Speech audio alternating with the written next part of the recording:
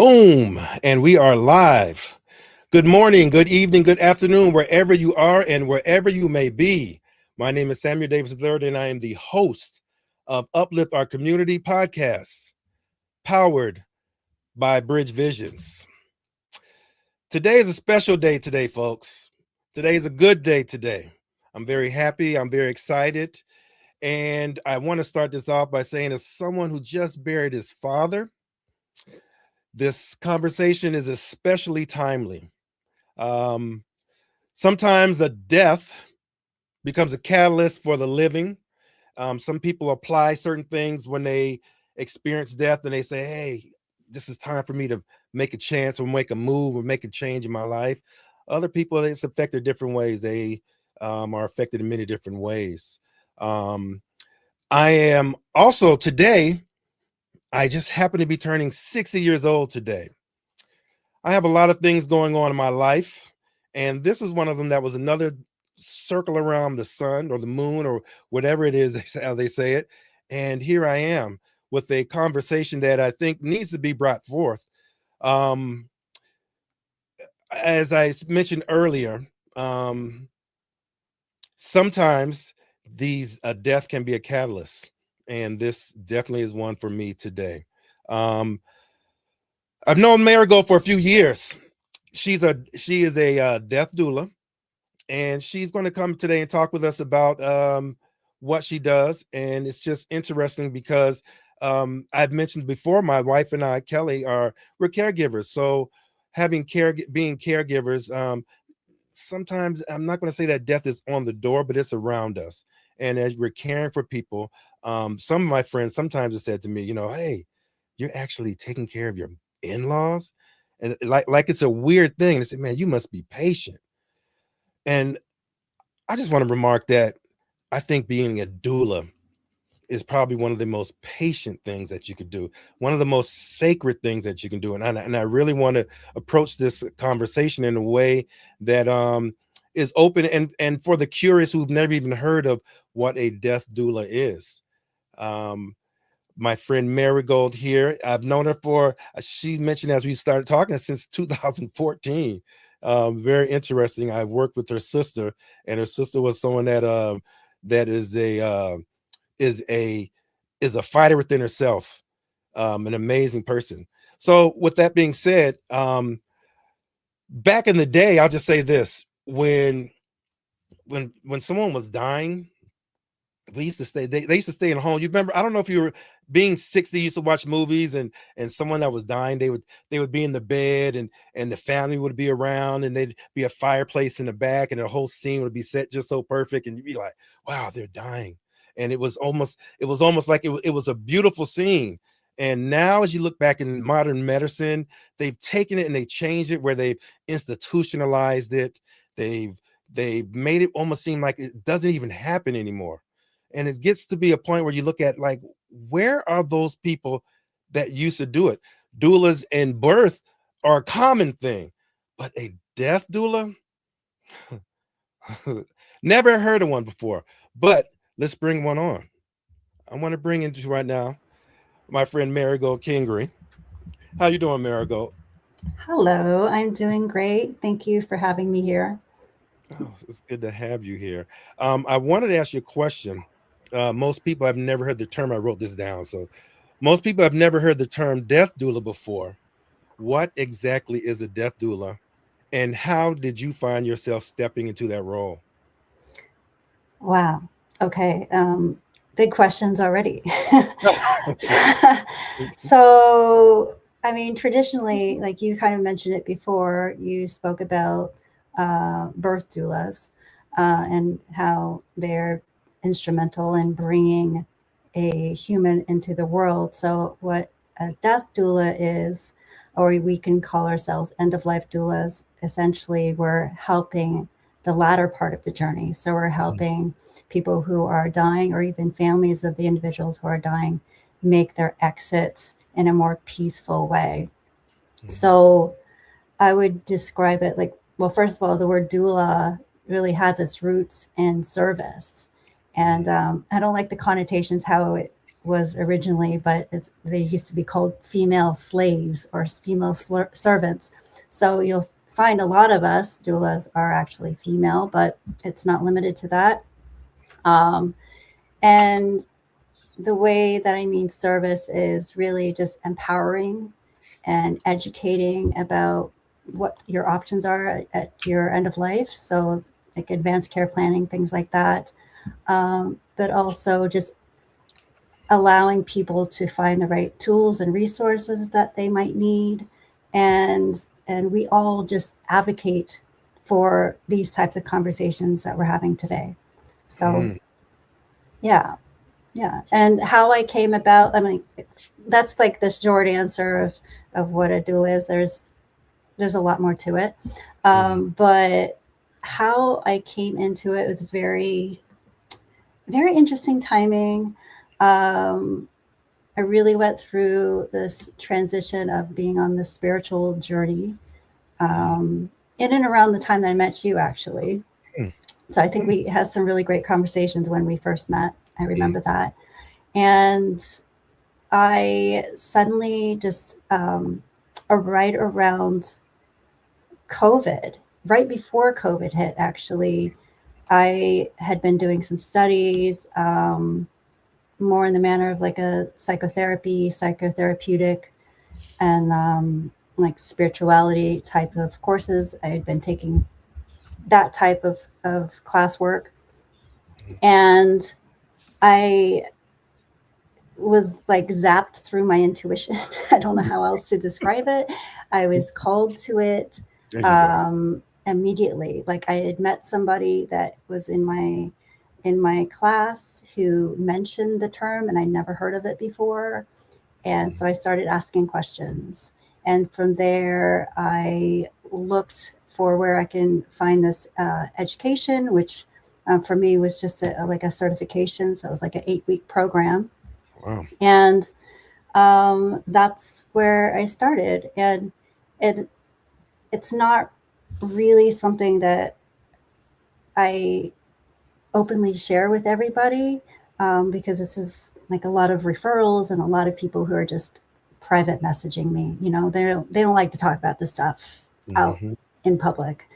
So really, like my work is very spiritual based, intuition based, and emotional based, and also like helping with people who are bereaved and doing grief work, which I really think all of this stuff that we're talking about today is really one and the same. So.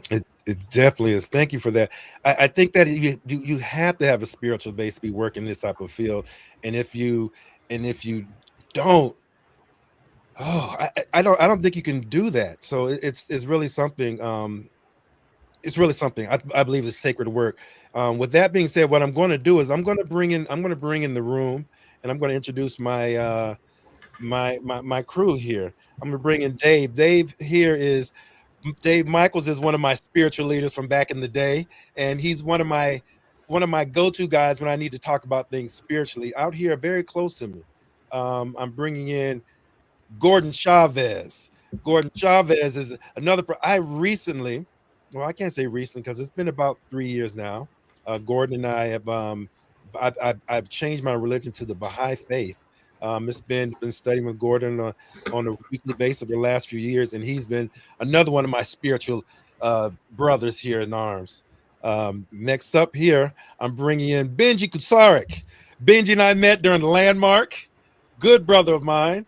We decided we were going to get together and finally do some podcasting, and we made a commitment to do it at least once a week, and we've been doing that since November of last year, something like that.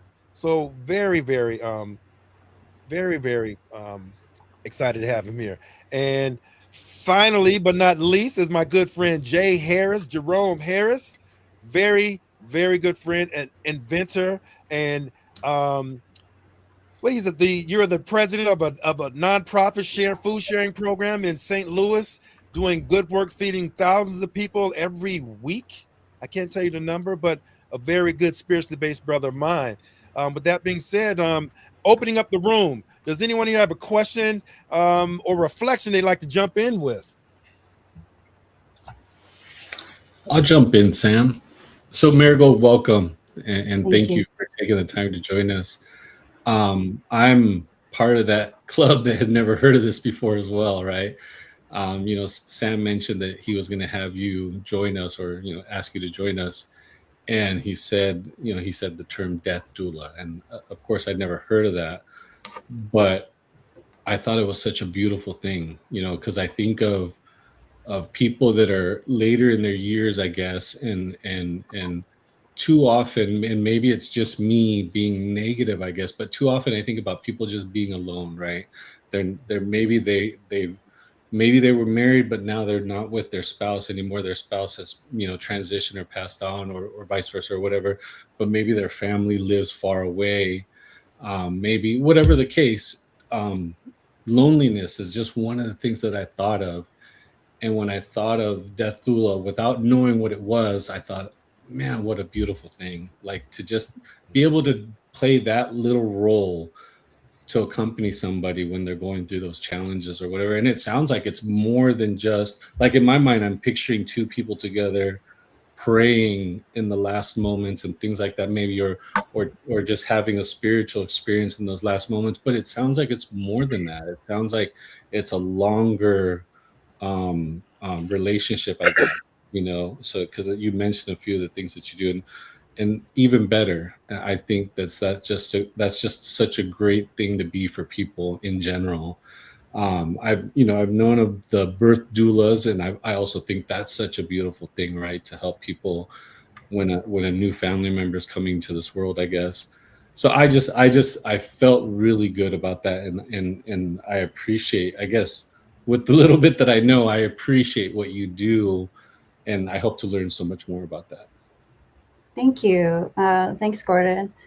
And you're absolutely right. It's not just, it's a lot more than just the very, very end of, and being with them and helping them pass along.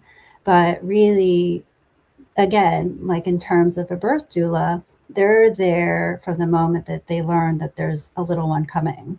So you could say the same thing for an end of life doula or a death doula, that from the moment that a person gets a diagnosis of a terminal illness, an end of life doula can help in several different capacities. So, like, one distinction I just want to say that is that the death doula is not recognized by a traditional healthcare team, and so they're not doing the administering of medications and the stuff that palliative care and hospice would specifically do in a team. So a death doula would come in and do more individualized services and really personalize the experience around the person who's going through the process of dying. And they can step in and get things in place that might not necessarily be in place, like the advanced care planning that a lot of people ignore. And that can be done way before you're getting a terminal diagnosis, right? And I think it should be. I think everybody should be involved in putting into place a really good advanced care plan that will help alleviate the stress for those they're leaving behind. Yeah, so I guess in a sense, I would say the doula takes care of a lot of the emotional weight. They're bridging the gaps where they might need some psychological help, like just the mental game of going through an illness is huge. They can help with just even summarizing daily tasks of things that need to be covered, like things you don't think about, like, oh, I need to create a cart on Amazon for things after I'm gone, like for the end of life celebrations, if you plan to have one, things like that. They can help participate in planning the actual events of the gatherings. They can organize vigils if that's something that you want to do. If that's part of your end of care plan, they can do that as well. So there's all these little things they can basically organize for you. And of course, we've mentioned before, the spiritual component is massive. And it's such a individual experience that I think that's why I emphasize so much the advanced care planning, because you get to stipulate all those things that mean something to you, all the people that mean something to you. You can include them in your circle of care at the very end, right? Marigold, question. Okay. All right, Jay Harris, St. Louis Hi. News. There we go. So, out of curiosity, also the chocolate doppelganger for Gordon Chavez. So, all right. So, I'm looking at you like, what the heck? Okay. All right. So, then, for as your call and your work, dealing with end of life, work that you do. For people that may be inspired or feel that this is a calling for them, how do you suggest that they get started? Good question. There's a lot of information if you just Google it. There are a lot of associations. So I'm in Canada. I'm from Ohio, but I moved to Canada about 20 years ago. So I live in Toronto. And so we have our own association, and it's an end-of-life doula association. So there's, on that particular website, there's an abundance of resources there. Now, in the US, I know that there's a few. I think one is called the International End-of-Life Doula Association. So basically, you can just plug it into Google, and it will return a lot of websites and information that will bring you to resources like where you can get certified, where you can pursue, even like some places offer diplomas. Okay. And also, I think like a lot of end-of-life doulas are actually already in healthcare, so they're actually using them as using the education as a supplement. So, for example, I have a friend of mine who's a nurse, and she was like pediatric nurse for several years, and she just thought, okay, there's something missing in the system, the medical system, where she could really use this extra education of like how to be more present with somebody who's going through this stuff, so I can like give you guys I guess like websites and things like that later, and also like books. There are several authors that are absolutely amazing.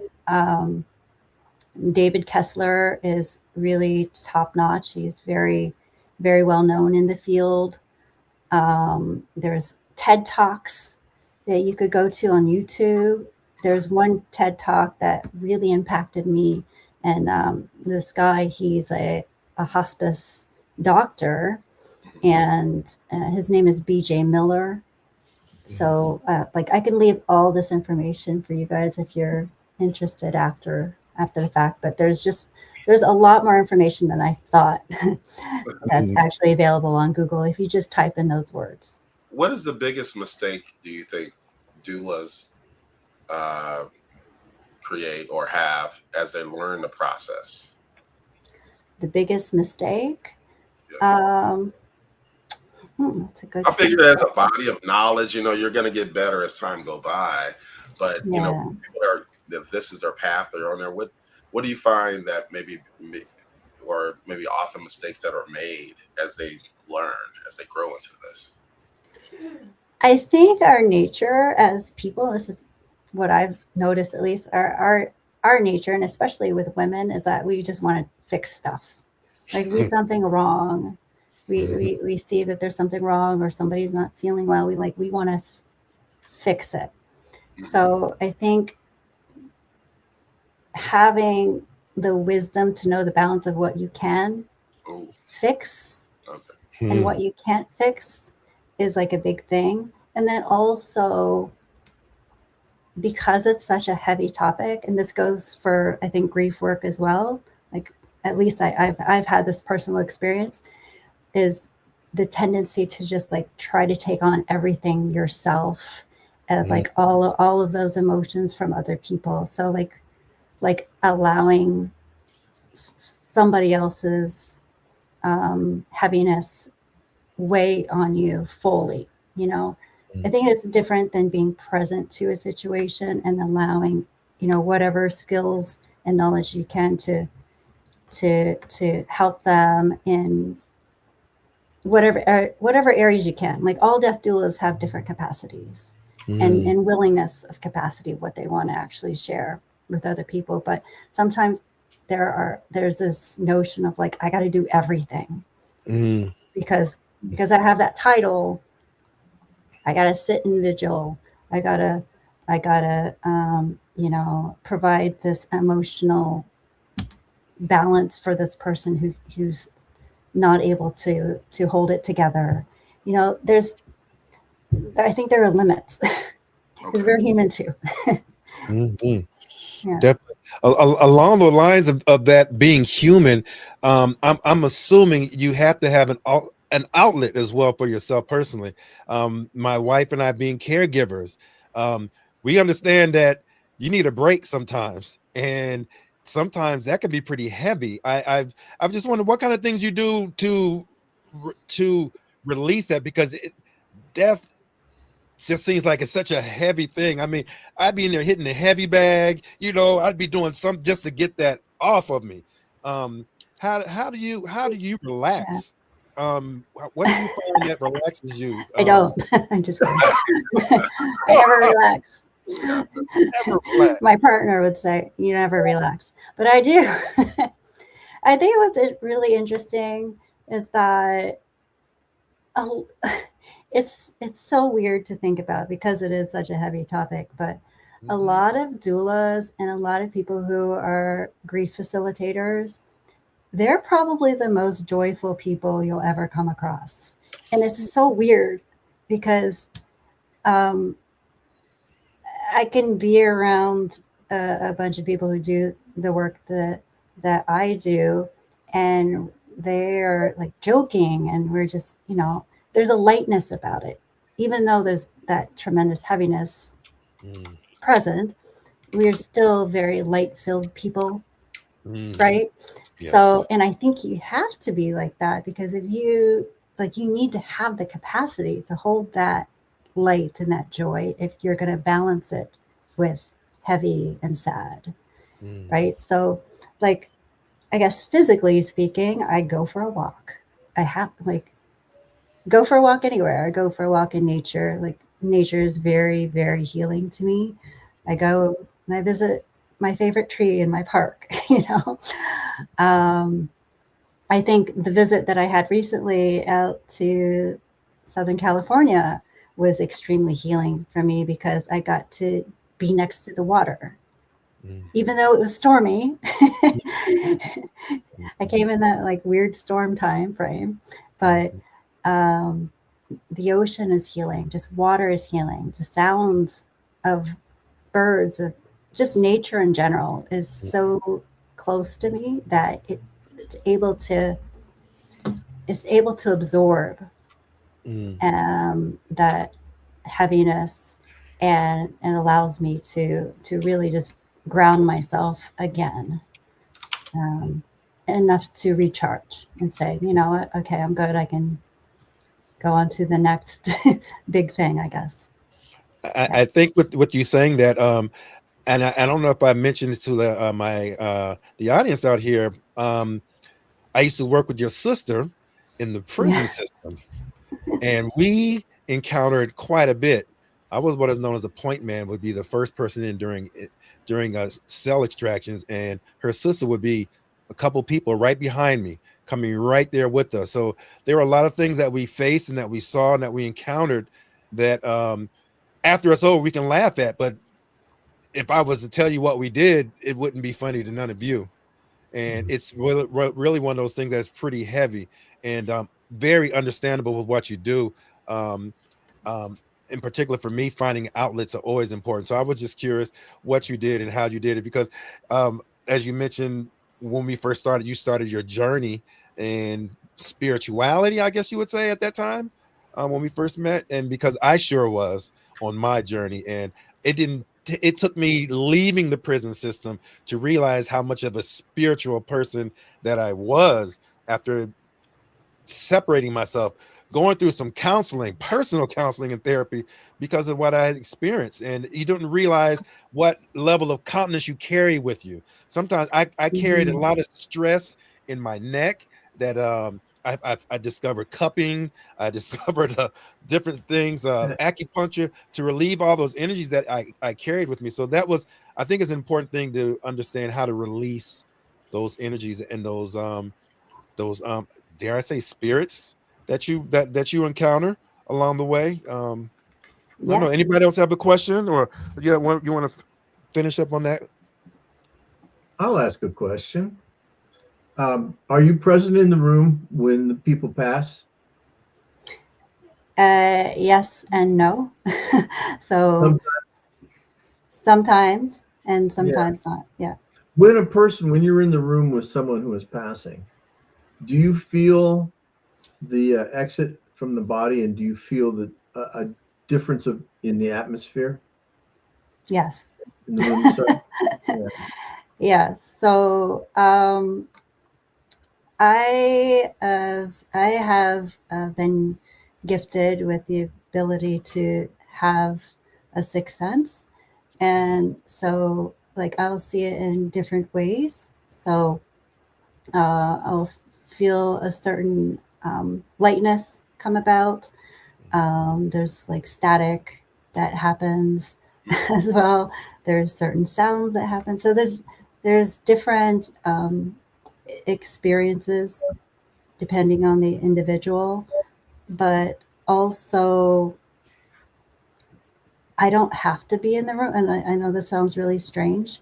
But I don't have to be in the room to know that it happens. It's probably happened to some of you too. Well, you just know, you just have that feeling, right?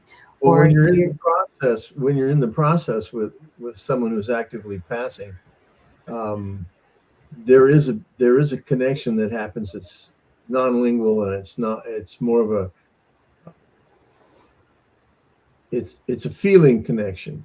And I get what you mean when you say you don't have to be in the room, because I've had 4 experiences that I've been actively involved in the person leaving. And in each one, I got a little bit different out of each one. There was no consistency, but they all had overall tones to them that I could feel that weren't in the normal realm of doing things day by day. And so when my last close contact passed, I could sense when he was going, and I could sense that something happened, but I couldn't put my finger on it. It was frustrating. I knew something was going on. So I went into his room, and he was gone.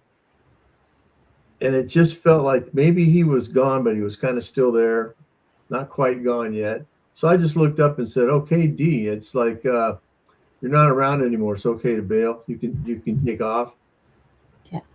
And I don't know if that helped or not, but it helped me, because it was a weird experience for me. He was a particularly interesting human being, and we weren't related, so that made it even more interesting.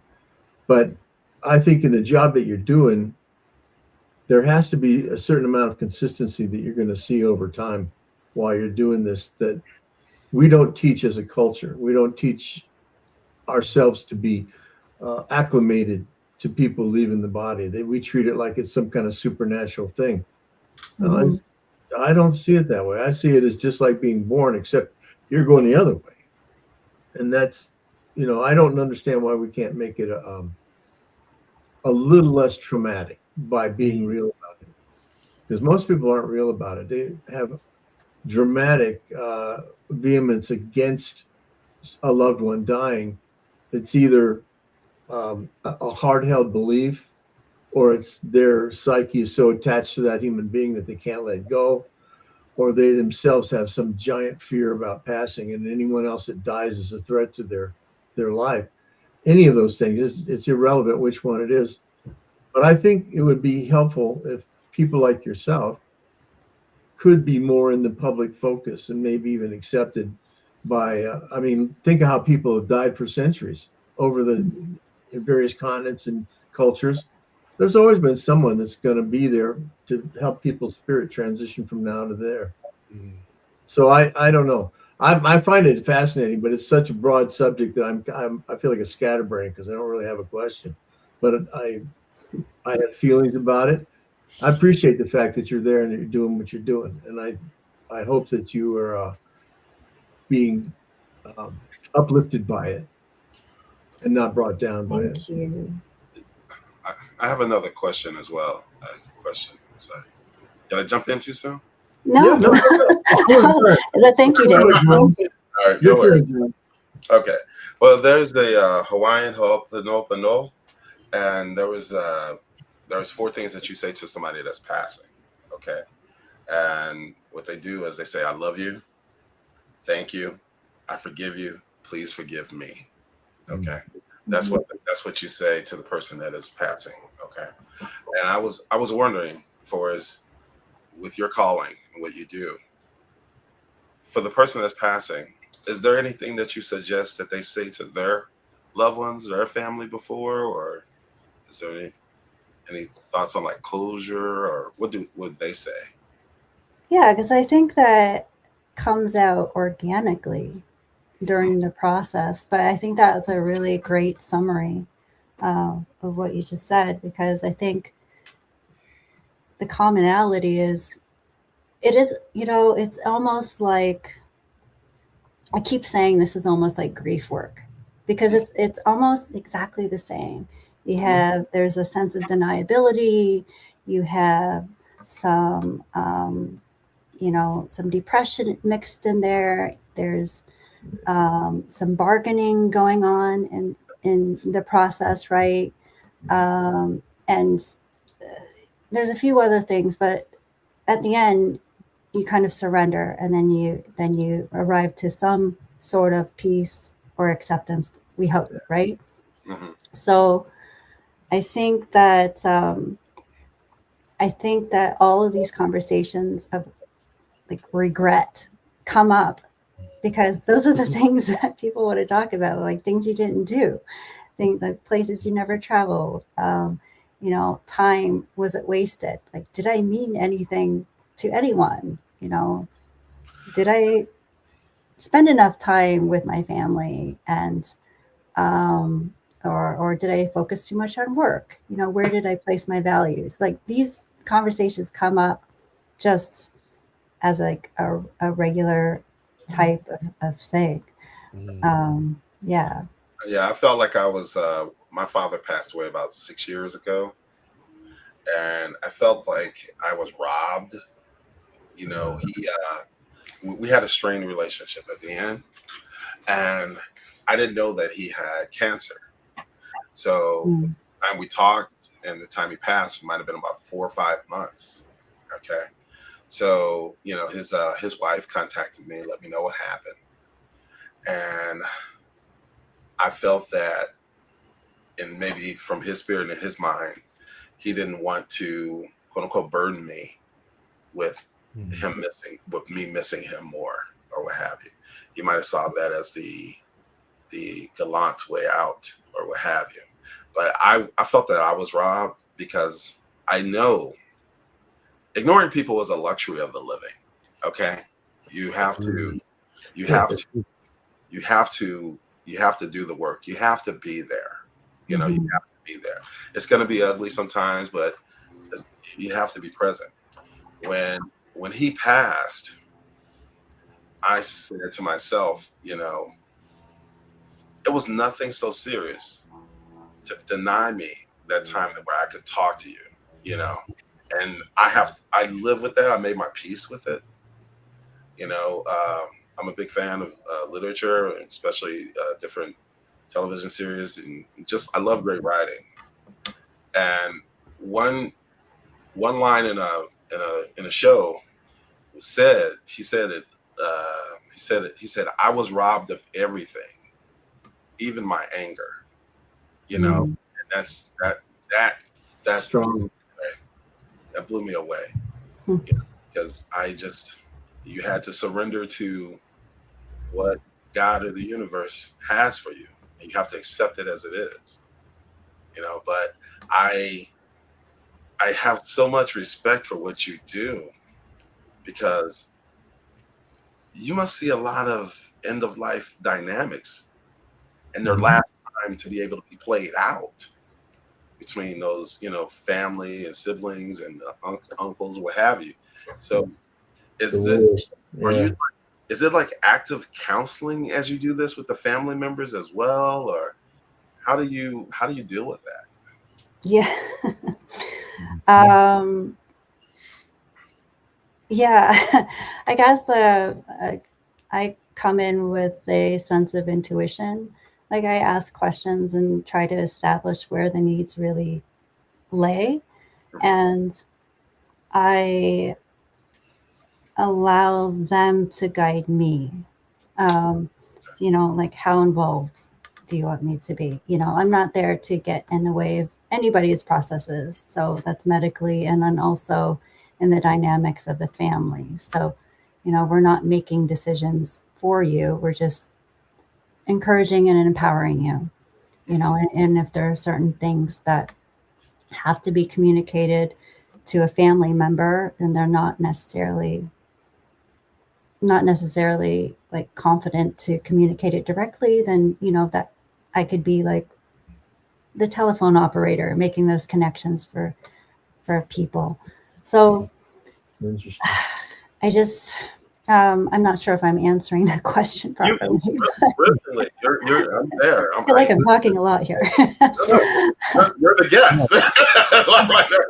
Like, all of us are guests. All of us have experiences, right? So I think you just have to like read the room. You know, like, you know, sometimes people don't know that they're not really consciously aware that they really do want the weight to be lifted off their shoulders, and you kind of need to start that conversation with them. So it's kind of just having to gauge, what are your needs? And okay, oh, is my presence just too much today? I can cut out here early. You know, it's not like,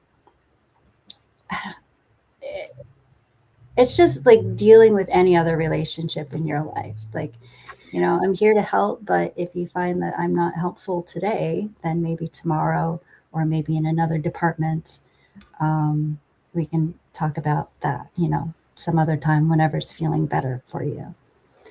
I think, yeah, I just never like to make assumptions. Like, even if there's a title of doula involved, there's an expectation, but also I can't assume without asking the right questions, and making sure that the individual is comfortable with, or the families even, you know, like, if they're comfortable with talking about things we want to talk about. There's a lot of uncomfortable topics, you know. I had a question I want to ask, because I want to kind of pivot a little bit. When you first got into this, so like, let's just say you started in January. I don't know how long it took you before you felt like, okay, it's official. I'm a doula now. Was it maybe a year? Was it maybe your third or fourth time that you actually went through the process? Was there a certain time when you realized, I'm in it now, and I'm a badass, and I made it? You know what I'm saying? I mean, I know it just sounds kind of rough like that, but there's a certain point. I know I had fear in the things that I had to do out of my normal scope, and after a while they became normal, and I can talk about them now because they're normal to me. But at what point would you say it became normal for you, and you can say it's official? I'm in this. I'm in it. How long did it take?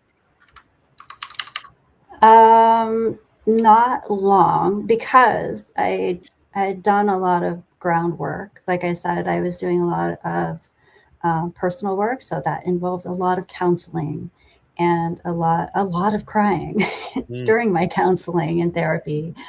And the coursework, the type of coursework that I was taking, was kind of mentally preparing me and emotionally preparing me to hold that kind of container, you know.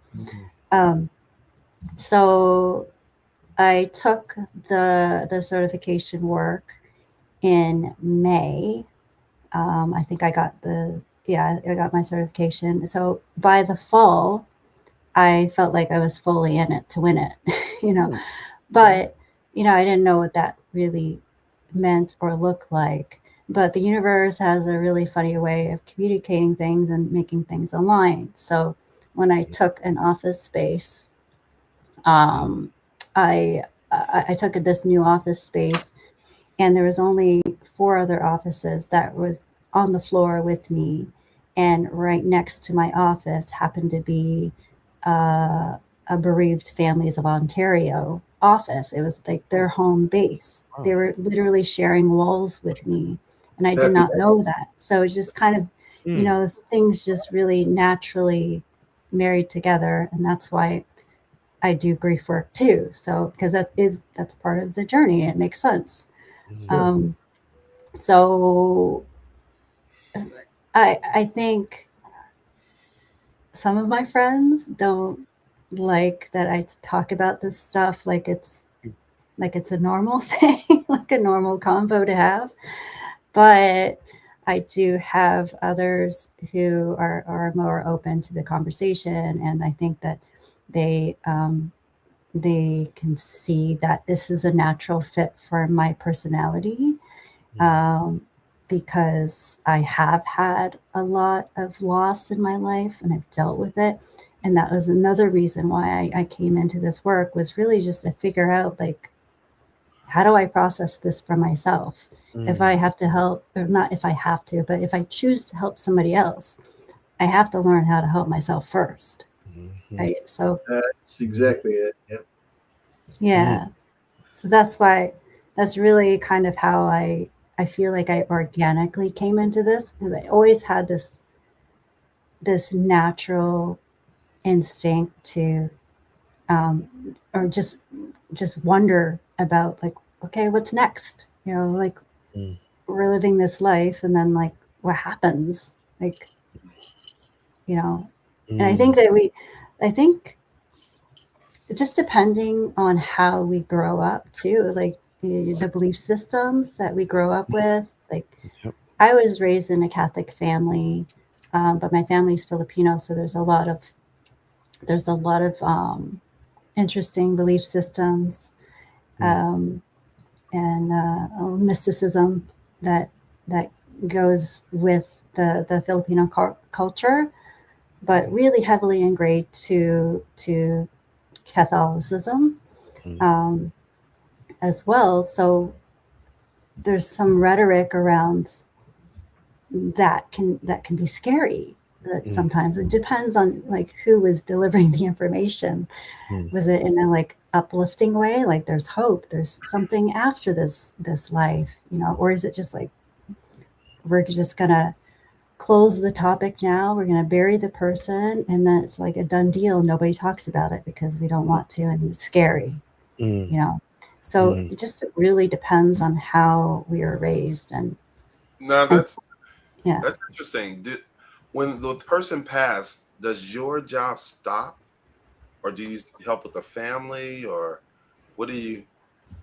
So yeah, so it just depends on the needs, again, of the family. Like, if they would like us to participate in the end of life celebrations, we can do that. So we can help organize that. So just to be clear, though, we're not funeral directors. We're not handling, like, the cremation of a body, for example, you know.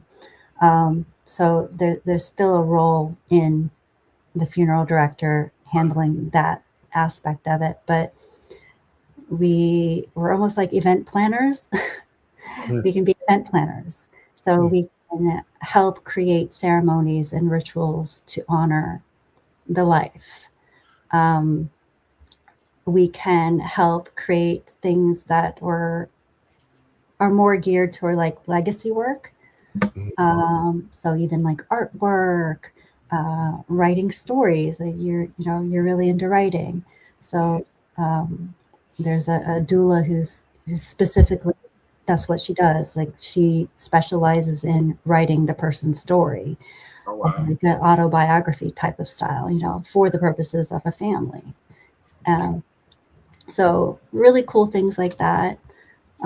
So it's such a broad scope that handles everything that is outside of the physical. So your emotional, your mental, and your spiritual sides of things. And that can obviously carry a lot of different types of work within those categories. Does that make sense? Yeah, sounds good. One other thing I'd like to ask: have you ever lost any friends over what you do, like that they just were freaked out over what you're doing? Because I say this because as the more we listen to what you're talking about it, Marigold, it's an awesomely powerful thing that you're doing. And I mean, again, I just lay my father to rest, and seeing the body and the people and how emotionally charged people can be.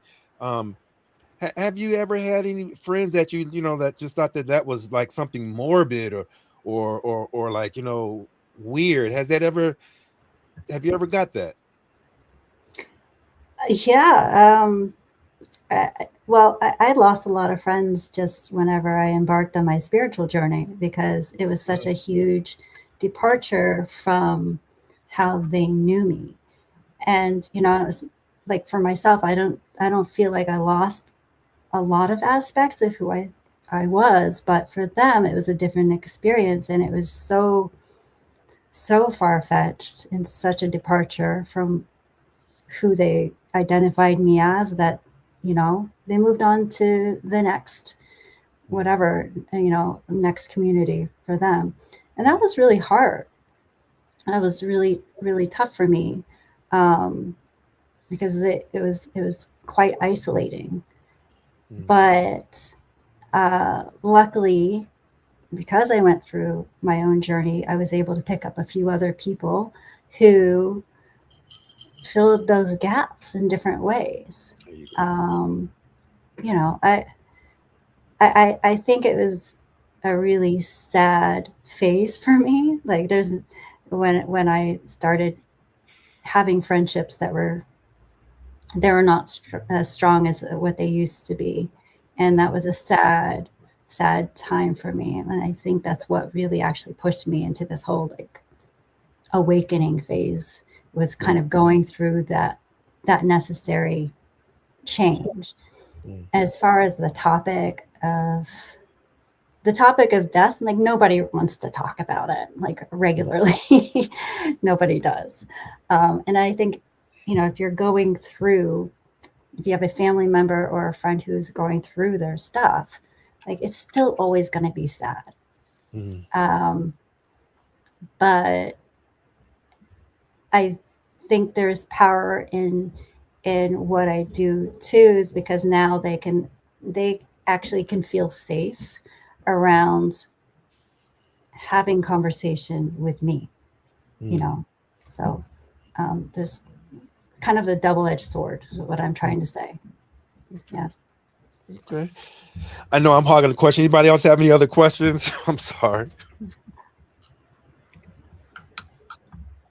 Well, out of curiosity, do you, like, let's say maybe actually this might be for Gordon and Samuel from Marigold as a collective, and maybe even Benji, but for as one's faith, does that impact how you exercise your doula obligations and duties?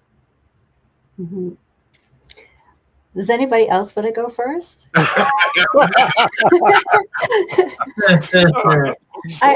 what would the Baha'i think about this, Gordon? What would they think? What was You know, so in the Baha'i faith, and I call myself a practitioner because I don't claim to be an expert, and so I'm still trying to learn. But I recently lost my mom, and my mom was a devout Baha'i, and part of what she didn't necessarily say it, but we knew that she wanted. There are certain things that needed to happen so that she could be in alignment with her faith. And so some of those things are, and it's simple, but some of those things are like the body needs to be buried within 24 hours. okay? And I don't remember the exact distance, but there's also a physical distance from where the person passed to where they are buried as well. There's also a specific prayer that is said at the funeral.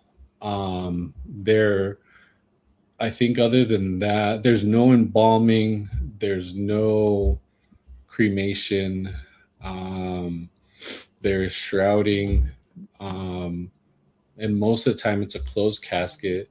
The idea, or my understanding, I should say, of the idea is that it is a transition, but it's a spiritual transition, and the idea is to attempt to detach from the physical or detach from the things of this world because it's a transition to the spiritual world, or however you want to understand that, I guess. And so what goes along with that is leaving behind all the challenges that we face in this world, all the mental stuff, the emotional stuff, the physical stuff, it's kind of a release, right? Because I believe that our spiritual existence doesn't have the kind, or doesn't have, I was going to say doesn't have boundaries, and I started to reword.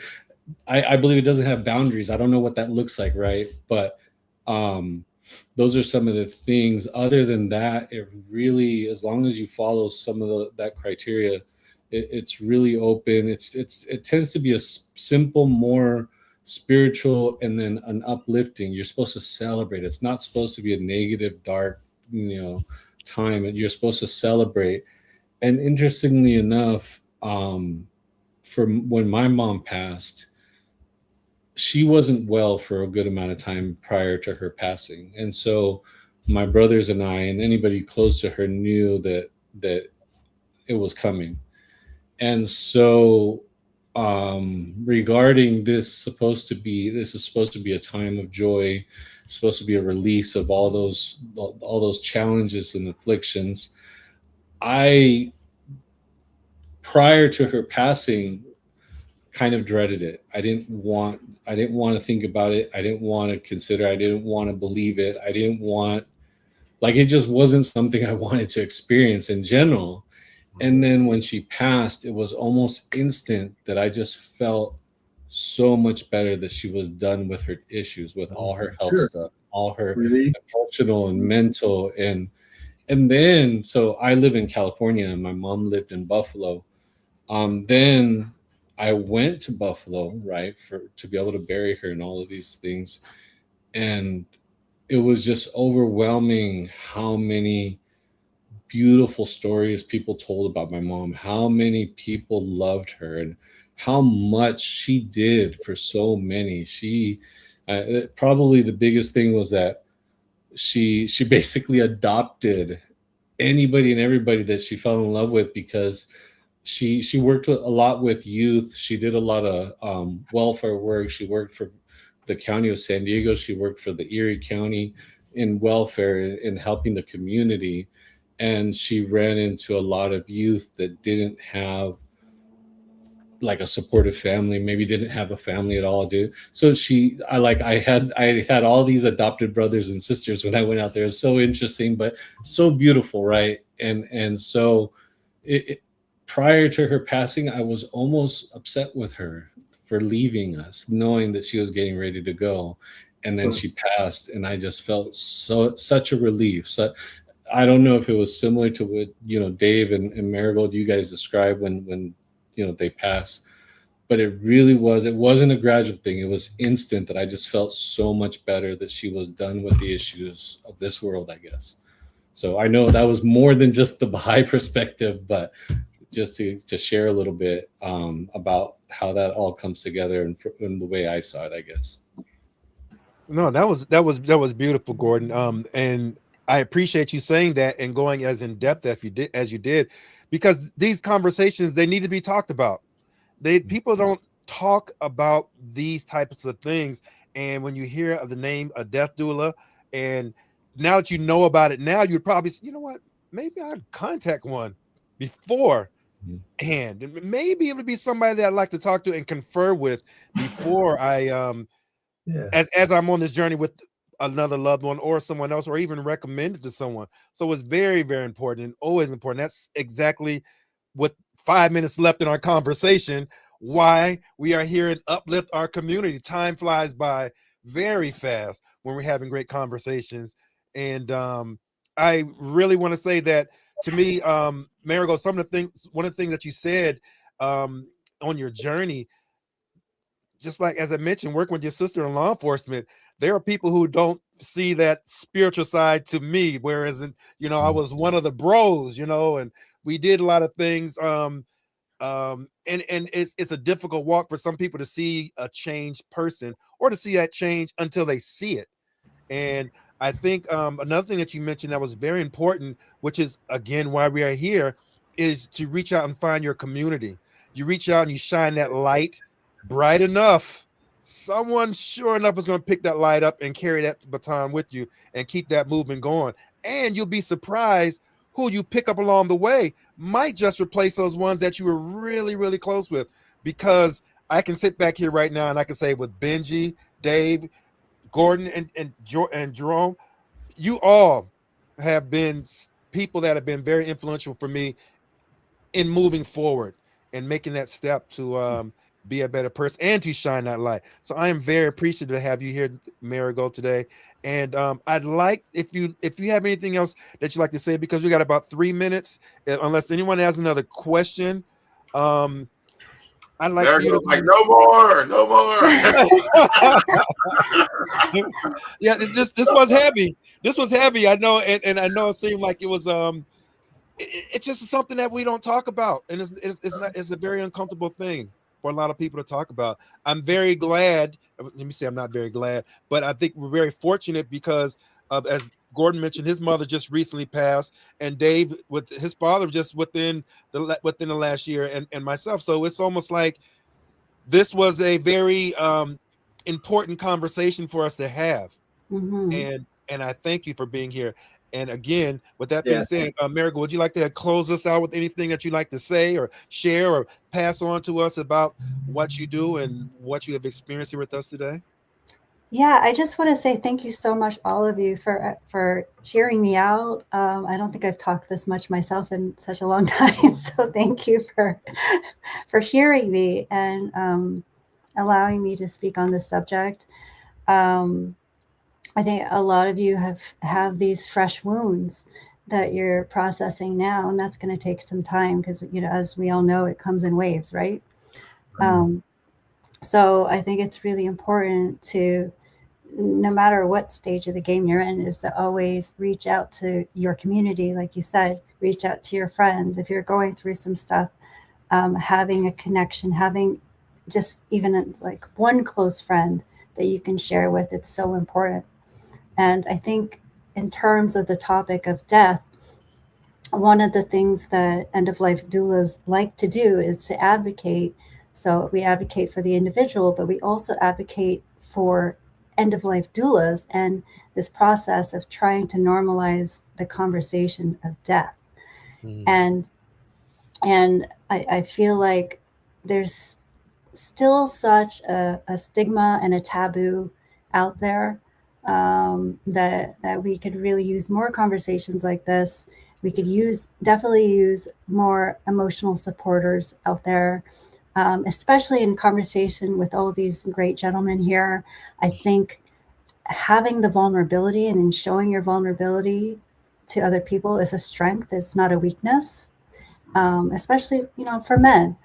And I think that also, there's a lot of great information, like I'd mentioned earlier, on Google. If anybody wants to learn more about how to gain certification or just basic processes or just basic practices of what a doula does, the information is there online. And if anybody wants to reach out to me directly, you can feel free to. You can always email me. My email is info@marigoldwellness.com. I'll leave that in the chat box later. And I'm also connected to Samuel on Facebook, so you can find me there, and also Instagram. It's Connect with Marigold. So connect_with_Marigold. You can find me there. Yeah. So, and I also have a website that is being reconstructed right now. You can learn about me at the moment. My offerings aren't listed, but you can learn about me at marigoldwellness.com. So hopefully we can stay in touch, because I can tell you guys are a good crew here, even just to be willing to talk about difficult subjects like this. It's such an honor. So. Awesome. And with that being said, I have to throw out our little commercial here. We are Uplift Our Community website. We have a app that is soon to be released, that is in beta or alpha, I believe. We are a powerful few, and we are growing, and we appreciate you being here with us today, Marigold. Thank you very much. You can reach Marigold at marigoldwellness.com, correct? Marigoldwellness.com. We appreciate you for being here, and thank you all for being here. We'll see you on the next one, and we will talk to you then. Take care. Bye-bye.